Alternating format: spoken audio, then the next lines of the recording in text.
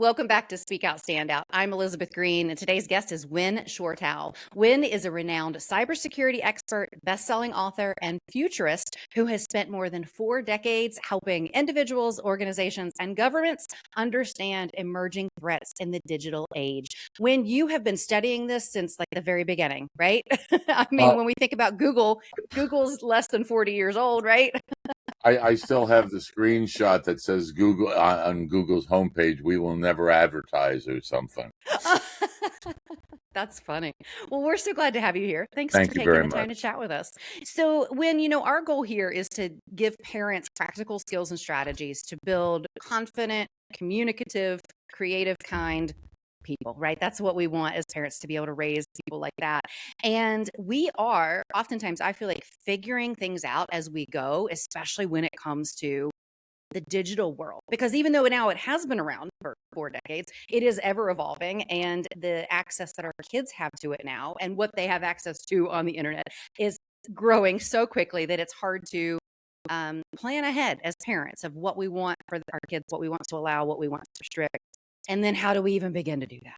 So lots of things that I would like to talk about with you today, but I think that the one of the number one questions that parents have is, how can and I know this is like a little offshoot from what we're planning to talk about, but I think one of the number one questions parents has is, how can I protect my kids online? You can't. No, just we can't. Nope, that's it. No, no, people in the security world for the last umpteen decades, I've been doing this. A similar question that an organization, a CEO, how can we protect our networks? You can't. You can do the best you can. You have tools. You have to be involved. The same type of answer that goes through for protecting a military, a private sector, your bank, or your kids. The rules are fundamentally the same. You got to do the best you can. And the best you can means learn the available tools, have open communications with parents should be doing anyway. And then in cybersecurity, we call it detect and react. And that is a monitoring system, depending upon the age of the kids, depending upon your relationship with the children. There are tools by which you can monitor certain types of activity. And whether that is, did they go to a bad website? Okay. Are they spending too much time gaming? Okay. There is no one universal rule. You're going to have a set of hopes and desires for the proper digital behavior in your home. Somebody else is going to have something that's slightly different. We're all maybe going to kind of come close. But the biggest single thing to do, limit screen time. Okay. And when you say screen time, just so we're clarifying, are we talking devices? We're talking TV, gaming, all of it, right? Any kind of screen All interface, of it, right? with the exception of, oddly enough, Kindle. Okay. I think most parents will get behind you on that one. And Kindle is, and there's different models of Kindles. Mhm. The ones that I recommend are not the full color. What do they call them? Fires or something. Yeah. It's the paper whites. That's what I've been using forever, Mhm. because they don't affect your eyes. You can go to sleep with them. They don't give you that chemical boost of I'm going to be awake. I'm going to be awake. Oh, okay. And the interactivity is only between you, your brain, and next page. Yeah. So I strongly recommend that. Okay. Too much time on tech is also bad for your physical health. Right. Right. Well, and obviously mental health. We've seen the trends, absolutely, especially in teenagers. If you've never heard this before, when I'm sure you have, but those listening, if you've never heard this before, there is a direct correlation in, like, if you look at the graphs of the rise of social media and the rise of teen suicide, they both rise at the same exact pace. So we know that they're, physical, emotional, social, but they are a huge part of our lives. And as a parent, even now, it's a lot of parents say, well, my kids aren't doing screens, and that's all well and good, but there is going to become a point where they are going to be exposed. If you are like our no screen family, when your kid is 13 or 14 years old and they're at a friend's house, they're, possibly going to be exposed to screens. So it's Oh, not like we can just shut it out and pretend like they don't exist. I don't recommend that at all. I mean, that's like having a kid who's never had a drink in his entire life, and suddenly he hits 21, or he goes to Europe and he's 18, and the wall just collapses. Yeah. I'm not suggesting that at all. My grandson has been on tablets since he's roughly 3, but my daughter and I, and we've all been geeks a long time, is like, what is it that he is doing? Is it productive? Does it help the mental development and there's plenty of things out there. One of the big problems that you have, and you mentioned teenagers, and that is the focus, is ask your teenager how many friends they have on their social media. They're going to come up with some number, and it's going to be 500, 800. I don't know. I have, I think, 60. Man, humans, we cannot maintain a good, healthy contact and interrelationship with other humans at that level of scale. We're just incapable of it. And to think that you need 500 friends to give you that chemical boost, that chemical feel good every time you get a like button, that's addiction. Yes. And so parents need to be highly aware that this stuff becomes addictive with the like button alone. Yeah. So it's not so much only screen time, it's what kind of screen time. Yeah. Well, let's talk just for a brief minute about that. You brought up something that I was just having a conversation about with my mom the other day, and how it seems like human connection is so different now. I'm 43. So I was in high school, I think, when Google came out, and like we started using it, but social media obviously was not a thing. I wasn't on that until like my mid to late 20s. But so we've talked about how human connection just in that time has seemed to change so much to really superficial relationships. And I part of it because it's easy, right? It's much easier just to be Facebook friends with somebody and keep tabs on their life as opposed to calling them, right? But it takes work to have real meaningful communication and relationships. And I feel like that has to be doing something to us mentally and emotionally too. Like you said, 500 superficial friends as opposed to like 3 really good friends. I feel like it would be a lot better for us.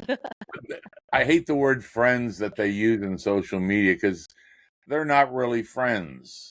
They are people who you are looking for their approval because you're a teenager and you're going through the teenage angst issues of growth and acceptance and identity development. And by having all of these randos over there going, I like that, I like that, I like that, it's just feeding into those levels of teenage insecurity and don't provide any substantive growth at all. Right. So the human on human, an awful lot of I and my colleagues and friends, we end up meeting like this, but we also make sure that at least we're on the road a lot for conferences. We get to see each other and hang out and have that personal beer so we can fight about something that we want to fight about. If you look at some recent studies that have come out, and I wish I could tell you exactly from where, because it's just been in the last couple months, fMRIs, the way that they look into your brain, the kids that are raised on digital technology, their brains are wired different, period. End of story.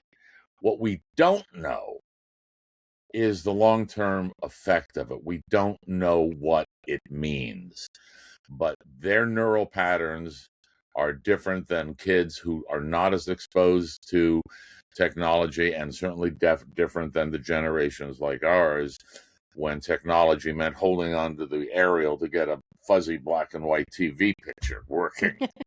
Most of you are too young to even know what that means. Well, so I think that's a great point. I mean, we've had the privilege of teaching thousands of kids speech and debate and it's all virtual. And I feel like there are so many benefits to virtual education and, and connection if used in the right way. So we know that it's not all bad, and it is part of life, and it's not going anywhere. So how do we help our kids and ourselves have healthier digital habits? Because I want to tie this in. I know we're talking about kids and teens specifically, but what you said about teens going after justification and validation, I feel like that doesn't change. I feel like that I do that online. I see other moms doing this all the time and saying, I'm not sure what to do about my kid. What do you think about this? And like, wanting validation that we're doing things right. And oftentimes from total strangers, like you mentioned. So what Yeah, when you can go to we do? Reddit, you're going to get that. Right. Right. And any Facebook mom group, it would be the same too. They're crazy. Not the moms, but the groups are crazy. Like you Some run of all the the moms gamut. So are. Yeah, I mean, it's still a bell curve. I mean, you've got the true. outliers on either side. That's true. That's true. Well, so what are your like very basic starter suggestions to making sure that we have healthy digital habits, because we know it's part of our lives, it's not going anywhere? One of the things that has become very popular in the last, and I'm going to use the word 10 years, and I was very fortunate to be brought up by two engineers who taught me it very early. And it's too much information. We're trying to absorb too much information. You have too many friends. You're listening to too many randos. You're listening to people's opinions. You're absorbing them through all of your senses. And that, unbeknownst to you, is what is creating your identity. You don't even know it. And it's just the constant exposure to this group of kids, this particular digital echo chamber on whether it's Facebook, LinkedIn, Insta, it doesn't matter. Too much information is the equivalent of what we call in cyber DDoS, the overload of the network, the overload of the brain. And my new book that's coming out is called Critical Ignoring. What the hell is wrong with everyone? And one of the big things that is wrong is too much information. And it's we see it, we all ask it. It's like people are crazy. What is, and we all have various forms of saying this to our friends, to our families, to the kids. And the kids are not exactly aware of it yet, that it is too much information. What we as a species were never made to do was to survive information. We were designed, our bodies, our physiologies were designed to survive dirty water. Smells bad, don't drink. Tastes bad, don't eat. Loud lion, run like hell. We were not trained, and our bodies are not attuned to too much information. It was survival, human survival. But today, when you look at the curves of the amount of information from 50,000 years ago that's put out every day, you're looking at, and I think it's 10 with 36 zeros, if I'm correct on my numbers. More information is produced today, every day, than in all of history. Now, how do we deal with that? What I am offering, and I'm not saying this is the answer, but I hang out with a lot of really smart academics and they're interested in doing some studies on it, is called critical ignoring. Teachers teach, parents teach critical thinking. Before you accept it, you got to go through and where's the source from, and does it make all of these things? That's critical thinking. What I am suggesting is that we have, in order to prevent DDoS of the brain, TMI, is to begin with critical ignoring. Begin with critical ignoring. And I've broken it down to 6 areas. And from an adult standpoint, it's somewhat easier to do. And if people could go through this exercise, and the new book's got them all in it, of course. I'm not trying to plug it, but it's spent a lot of time with my academic friends figuring this out. How many times when you are a thing and you're on and whatever, TV doesn't matter, and you go, I just don't care. Say, I don't care more. How many things are you faced with every day that come informationally to you that are designed to grab your attention and pull you down their attention rabbit hole? I don't care. Another one is, I just don't have time. Understand we have limits.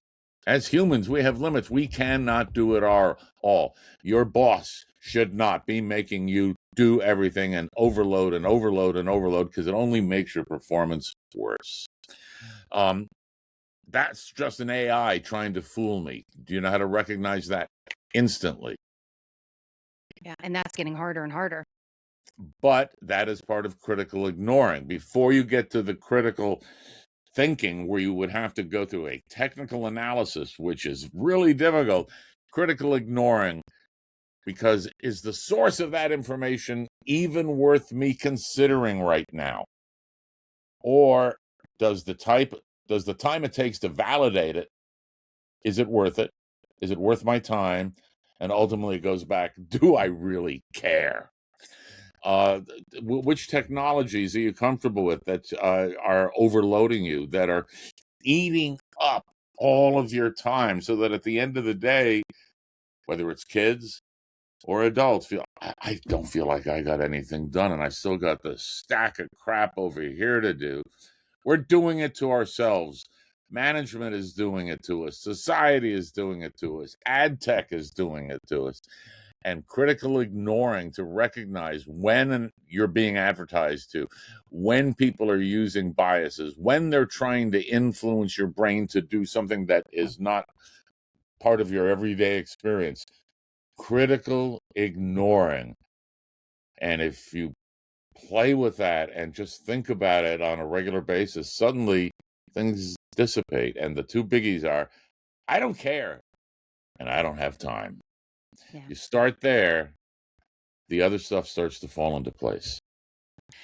I think that makes a lot of sense. And I know I have had many days where I'm like, I feel like I got nothing done today, or I just feel like blah. You know what I mean? Like I feel like kind of defeated because I spent too much time online on things that don't matter, or things like that. But one, I think, challenge that we have now is social media used to be about connecting us with people we knew, right? Mm-hmm. The whole thing with Facebook, right? It was like meeting other people you go to college with.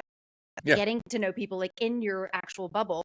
And now if I went to Facebook right now, I would maybe see in 5 minutes of scrolling, maybe 4 posts from people I know, and then a bunch of other stuff, the I'm gonna pages and the I'm gonna political stuff and all of that. I'll save it for you. Facebook is a weapon, nothing more. What do you mean? The 5 or 10 people you care about aren't what creates the noise. It's all that other It's crap. all the other. Yeah. And that you can do an awful lot of that with your privacy settings. I want to curate my 50 friends, and that is it. And I'm only going to let somebody else in if I really vet them and I know that I want them to be part of it, because relationships take time. And this is all about time. Time is the only asset that humans have. Are we spending it wisely? So critical ignoring returns time to us. Well, I think that this speaks to me, especially as an adult. I think it would be a lot harder for a teen to understand, right? So how do we help our teens avoid from going down to the path where they have to teach themselves how to fix it through critical ignoring? If I had that answer, this is a very, very serious topic of study that is unfortunately being used and understood in Europe far more than here. The majority of the cognitive defense technologies and approaches and academic studies have been canceled due to anti-woke movements. So to find good academic research in anything that's either government funded or government adjacent is more and more difficult. In Europe, they have dedicated, at the last count, about 150 billion euros to teach their entire citizenry cognitive immunity and cognitive strength in order to be able to avoid TMI and ultimately the BS. How good is your BS detector? Yeah. Is a huge amount of this. And there are techniques that exist that touch on it. If you've got the book Meta War there's 700 references in it, and there's 50 games out there that have been developed to work on cognitive strengthening and to be able to show you yourself where your biases are. Where you mentioned that you talk about a debate. Well, one of the big things in debates that occurs, in fact, it's one of when you're in a debate, and we've seen this politically, and it's one of the signs I use, and somebody will say to you, "Do your own research. You'll find out." And my answer to that is, do your own research is shorthand for there is no evidence, and I have no frickin' clue what I'm talking about. I 100% agree. And so there are, and then the nature of the ad hominem attacks that occur, especially in politics, and all of the others. Depending upon your how you granularize it, sometime between 17 and 50 kinds of logical inconsistencies that people use in debates. And I'm sure you teach that in debate class, how to tangle up your opposition. We don't teach enough of that. We don't teach how to think anymore. Right. Right. So I would now, if you take a case of how to think, I have incredible respect for the Scandinavian countries. Absolutely. So you got the three Scandinavians, you got Denmark, you got then Latvia, Lithuania, and Estonia, that region. Okay. They focus on teaching critical thinking starting in preschool. How do they do it? Again, if you go to YouTube, look up Norwegian preschool critical thinking. There's some great work that they've done. And what some of them are doing are using conventional fairy tales, the same teaching materials that they would use normally in basic reading and all of that, and storytelling, was to teach them how to figure out what is real, what is not real, and that fantasy is okay, but understanding the difference. And they're beginning that in preschool.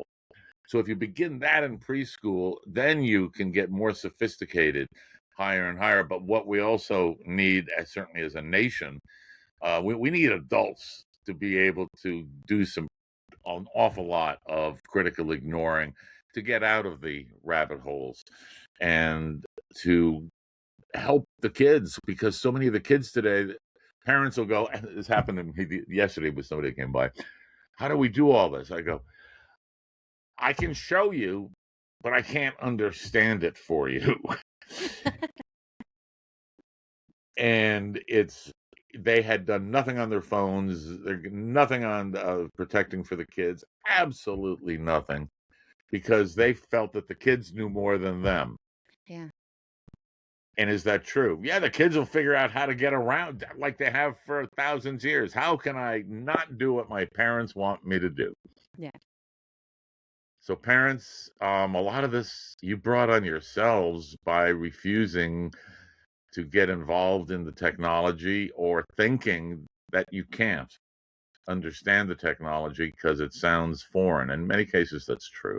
We often talk that way. But there are tremendous tools, dummies books for moms who want to protect their kids. And that is not an offensive term in my world, by the way. I know what you mean.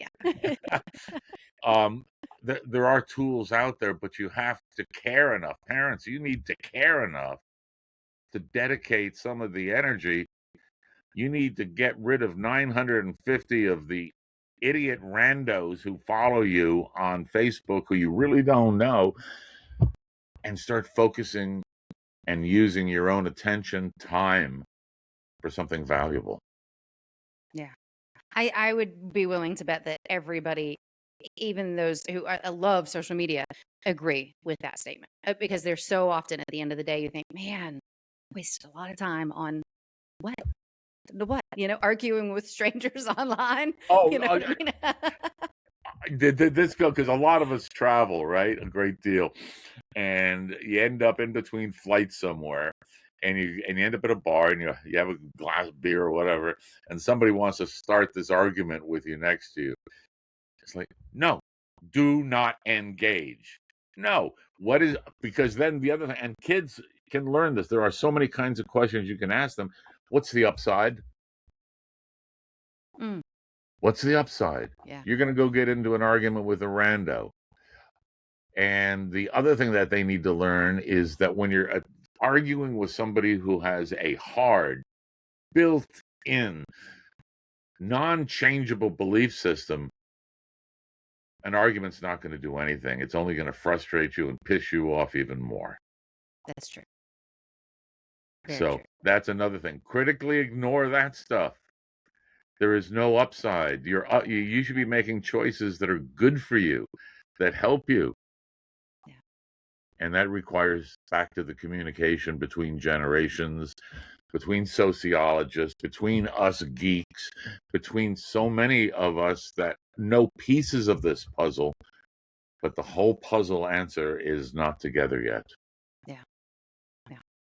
Well, I Sorry think to be a downer on all that. no, it's you're just speaking real. directly. You're speaking directly to me, and obviously with a focus on teaching debate, I get very frustrated when I see people sharing things, especially people I do know sharing things that I know are not accurate, and so I feel like if I just explain this to them, then maybe they'll understand, and that's hardly ever the case. So I'm a director at the Cognitive Security Institute, and one of the mantras is trust nothing, verify twice.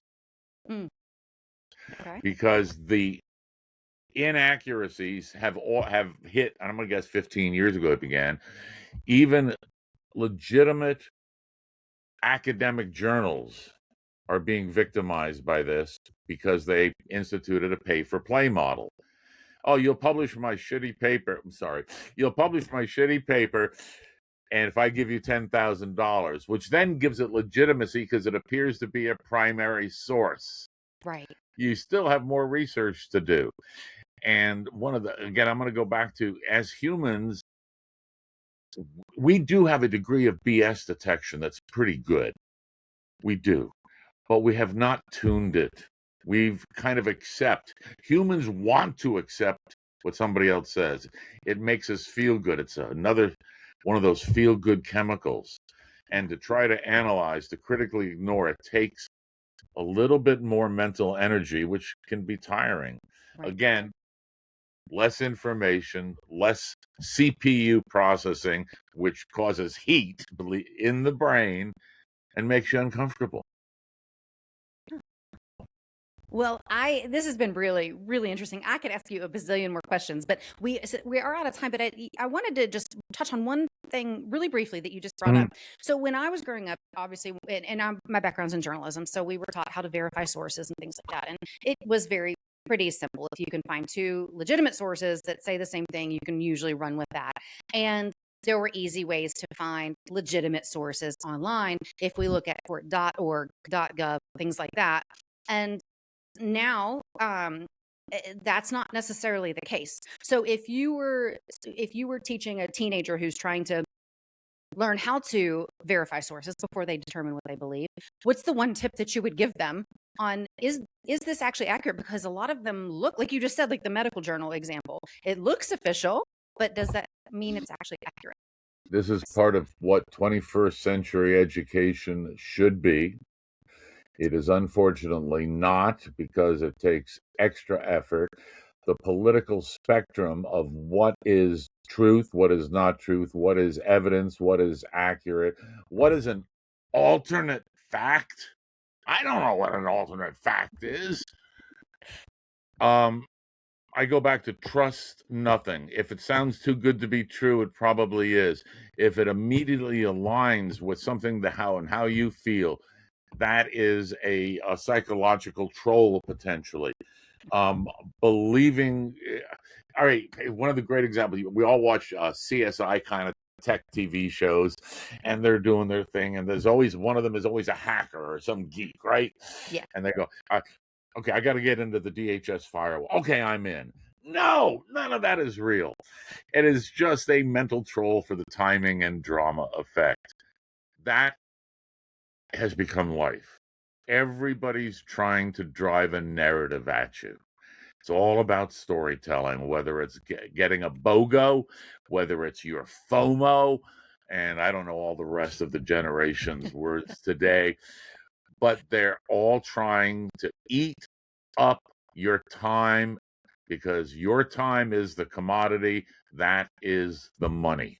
You don't have to exchange money to be able to give big tech and ad tech what they want, which is your attention and time. Yeah, very, very true.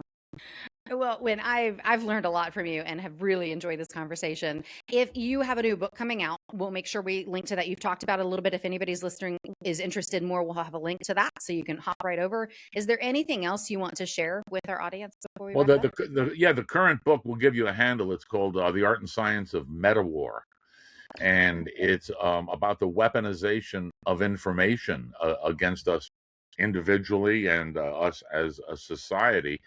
And it's a little bit technical in that it shows exactly how our networks work.